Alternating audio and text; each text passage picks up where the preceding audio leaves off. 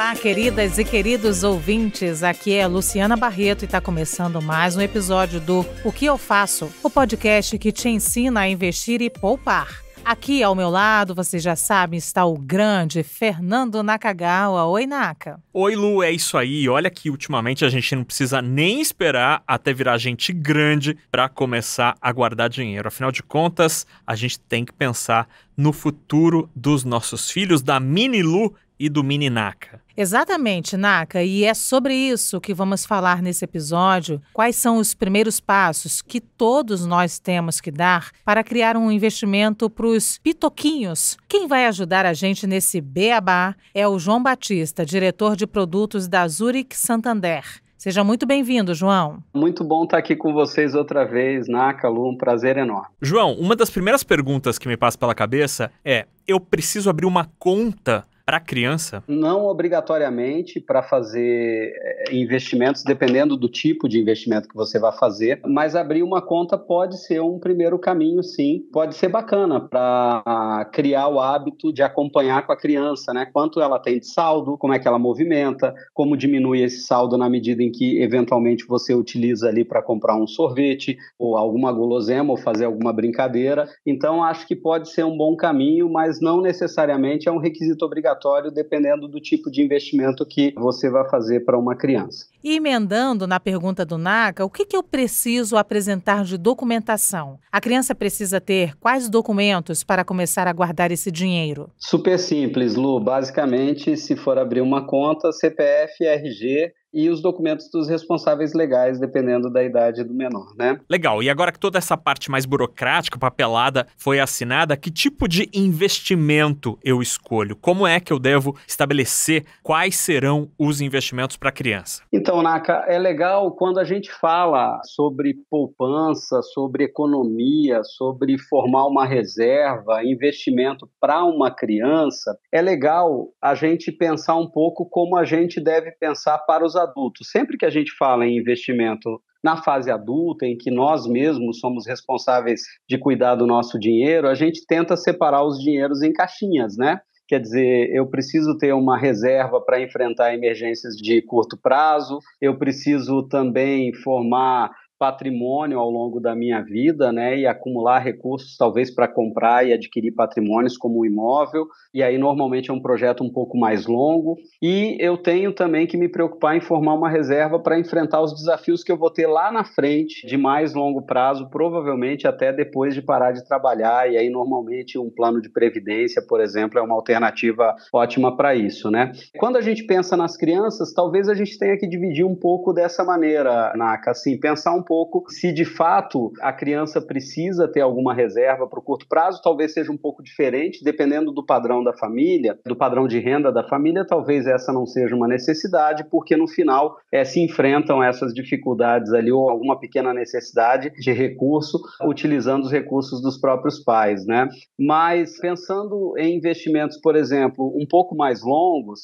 as crianças, é muito legal a gente começar a pensar, independente do padrão de renda da família, né, independente da classe na qual a família está, do padrão de renda, é legal começar a pensar o seguinte: lá na frente essa criança se torna um adulto e vai ter que, ou um adolescente, vai ter que ingressar numa universidade, numa faculdade, ou dependendo do padrão, vai querer viajar para o exterior para fazer um curso fora, ou é um sonho dos pais que façam um curso fora.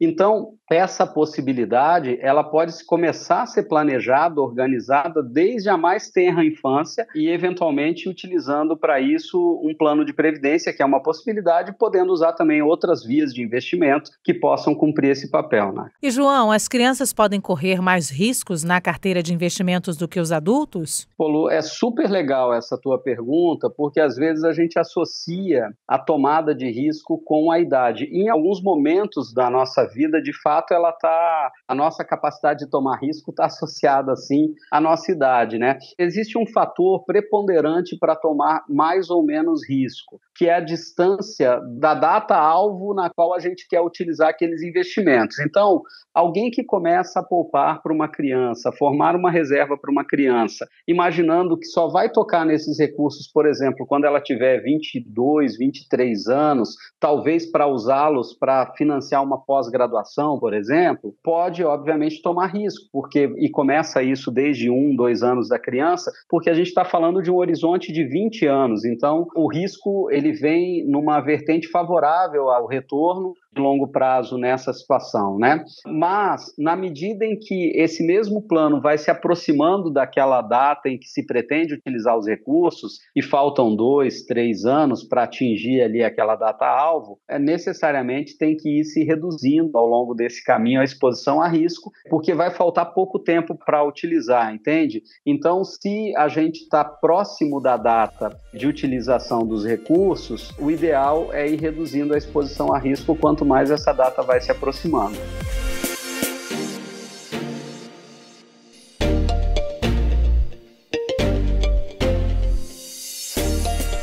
E nessa de guardar dinheiro, vale a pena fazer um fundo de previdência para as crianças, João? Como é que funciona e quais são os benefícios disso?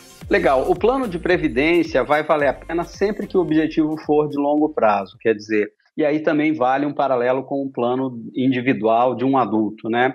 Sempre que o objetivo ele for um objetivo de longo prazo, a gente tem a possibilidade de utilizar esses recursos e utilizar a Previdência como veículo e como um ótimo veículo pelas vantagens fiscais que tem para rentabilizar ainda mais esses valores. Eu queria conectar essa tua questão com outro aspecto, que é a possibilidade que esse plano tem de ajudar um plano de previdência ou uma poupança ou um investimento voltado para uma criança, o potencial que ele tem de ajudar uma geração futura. Eu digo que esse investimento ele pode ser uma alavanca de mobilidade social intergeracional. Por quê? Porque mesmo uma família que tenha uma renda relativamente menor, ela pode guardar a partir de 30, por exemplo, no nosso plano aqui na Zurich Santander, que é o Prev Primeiros Passos voltados para a criança, a partir de R$30 mensais você pode colocar num plano. E guardando isso ao longo de alguns anos, eventualmente a família consegue juntar dinheiro para ajudar a criança, talvez, por exemplo, a fazer um curso de inglês que ela não faria naturalmente no curso dela, se ela for de uma família que tenha uma situação mais dura, né, do ponto de vista social. Então, se a família consegue ter essa consciência e consegue utilizar essa estrutura a favor dela e dos seus filhos, a gente acredita muito no potencial de que esses planos, a poupança, o investimento, a previdência, né, esse cuidado de guardar dinheiro para alguém, possa de fato ser um fator importante para ajudar a vida dessa próxima geração que vem depois de nós. E depois de tudo isso, abri a carteira, estou guardando o dinheiro. Quando é que as crianças ou os pais podem sacar esse montante? Na verdade, aqui vai ter uma discussão, Lu, de disciplina, né? De capacidade de resistir à tentação de usar rápido esse dinheiro, né? É interessante porque muitas vezes as pessoas começam o investimento para o filho, quando ele é muito novo, com um plano. Por exemplo, eu em algum momento pensei, eu vou utilizar esses recursos para pagar a faculdade das minhas filhas. Mas, de repente, lá na frente, quando eu chego adiante e elas chegam na época de faculdade, eu estou numa condição que eu não preciso tocar esse dinheiro. Então, eu posso abdicar de tocar naquele recurso e mantê-lo por mais tempo a favor dela, rendendo, né, investido, que ela use, por exemplo, depois da faculdade para fazer uma pós-graduação. Vamos supor que ela chegou na pós e eu ainda não preciso tocar nesses recursos. Então, eu posso deixar isso para talvez ela montar o consultório dela, por exemplo, se ela for trabalhar como profissional liberal.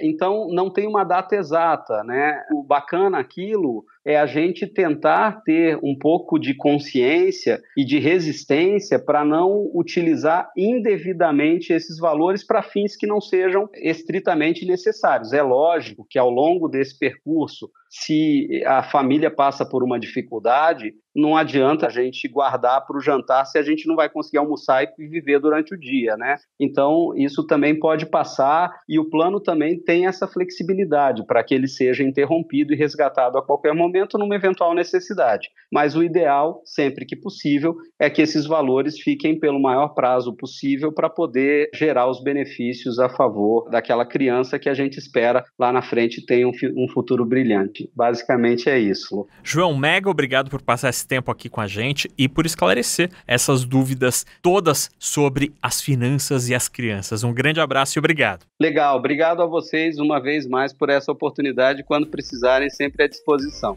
Um abraço. Obrigada também, ouvintes que nos acompanharam, e fiquem de olho nas nossas redes sociais, que logo, logo a gente tá de volta. Até mais, pessoal. Tchau, tchau, Lu. Tchau, tchau, gente. Até lá.